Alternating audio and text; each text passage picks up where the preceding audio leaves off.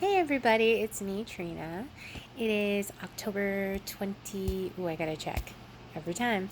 October 27th, 2020, and today we just admitted mom to a rehab facility, hopefully for less than 2 weeks because she broke her ankle in three places and has a long screw holding them, and so they have to help build her strength back up. We don't have the equipment to assist mom because she's unable to put weight on her left leg. So the rehab facility was the best option for her.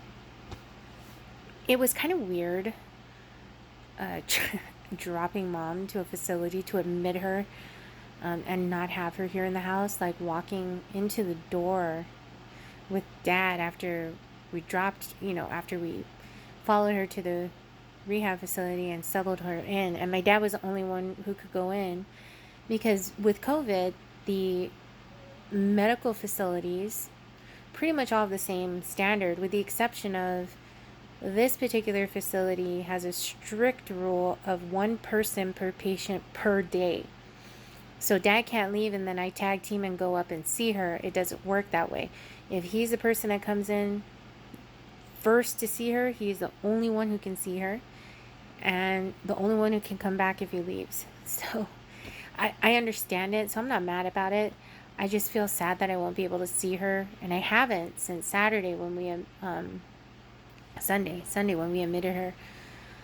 So yeah, it's kind of weird not seeing my own mother for a few days, and also I'm not able to coddle her, and spoil her by getting her drinks and letting her eat what she wants when she can. It's not going to be like that for her right now.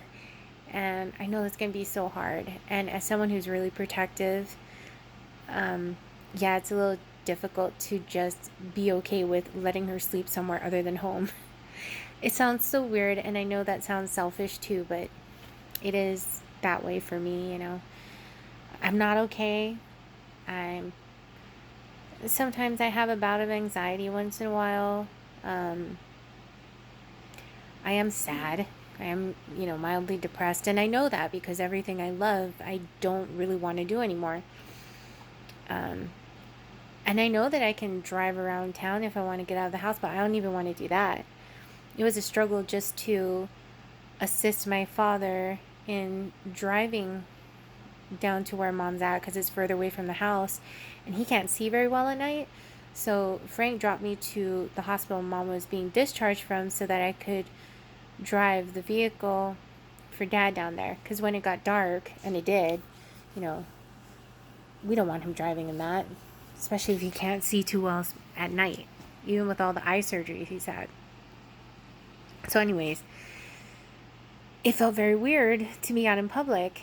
And even though we've done the whole going to the hospital thing and medical appointments the past 7, almost 8 months now, it just felt really weird to drive down into that part of Vegas because I haven't been in the area. I haven't been in Henderson in forever. As a matter of fact, I think February, my birthday, was the last time we've been in that area, or anywhere near, Henderson. So it was really strange to drive through there because I was like, whoa, there's a lot of buildings and a lot of cars. And I know that sounds so ridiculous, but for someone who's been sheltering in place for almost 8 months, all of that is still bizarre. And all that traffic, I was like, whoa, I used to live with this? Man, I'd rather just stay in the house. That's not true. But yeah, it was an experience just getting down there. But anyways, yeah, I'm not okay. I am mildly depressed. I'm totally accepting it because it is part of the journey. This is how it goes. Like, this is life. This is the chapter mom's in, and this is what we're doing. And as a daughter, I'm not okay with it. Obviously, no one ever wants to lose a parent. No one ever wants to see a parent hurt or going through anything like that. And she is, and with her mild dementia kicking in, she makes noises that she's unaware that she's making, which is mostly painful grunting noises. So that's hard, and it's difficult to get used to that.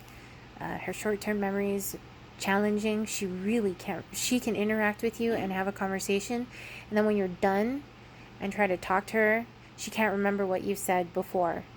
So she's at that point, you know. But Oh, man, it was a lot. I mean, her falling straight down on her butt, thinking she was sitting down on the couch. It was hard to watch, but we have security cameras because my parents are older. I have one in my mother's den, but she hasn't used it in a while, so I'll probably move that camera. And the one facing the living room and dining room, and my parents sleep downstairs. It's just easier for them, especially since mom's been uh, in need of ambulatory services frequently, in my opinion, like more than twice a year. So being downstairs is more convenient anyway. And the security camera that's in the dining room, living room caught it because it was right next to the couch. And oh man, I put it on Facebook for, our family and friends to see what happened. And she went down hard. So I can understand the 3 breaks in her ankle.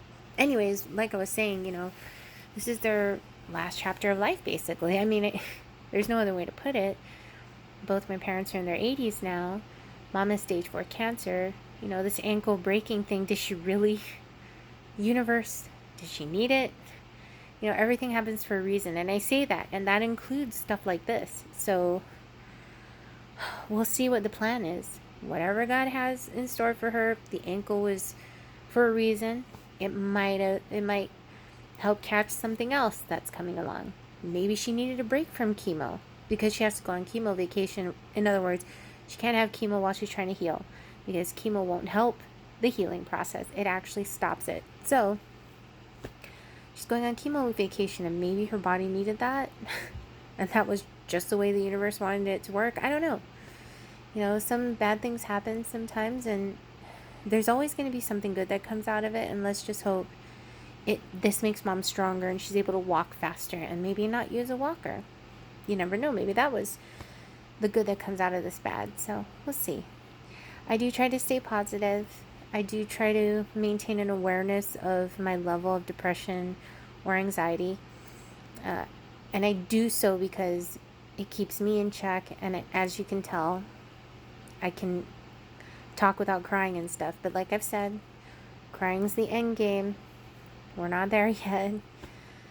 But despite all that, I'm still happy. I still have stuff to bring joy to my life and people that love me and support me all the time. And so I've been able to keep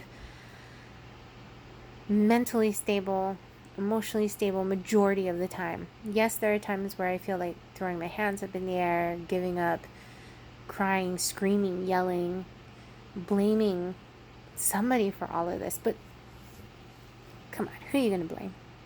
There's no one to blame because this isn't a mistake. It's not an error. This is life. This is a process that some people go through. This is our story, and I just have to keep that in mind and remember to breathe and remember that it'll all be okay because we are not alone in this world. No matter what we go through, someone else in this big earth is going through the same thing or has already gone through the same thing. So if you're listening to this like I end every other video, you probably looked for a video about this type of emotion and you found me. And I just want you to know that you're not alone. We are all in this together in the world. There's always someone else who's going through the same thing you are. So don't think that you are alone. You're not. And try to keep your head up because I am. And I think it's great for all of us to challenge ourselves to be better people and to think more positive and to care more, especially in this day and age. So take care, all. I'll give another vlog update soon. Thanks for listening. Bye.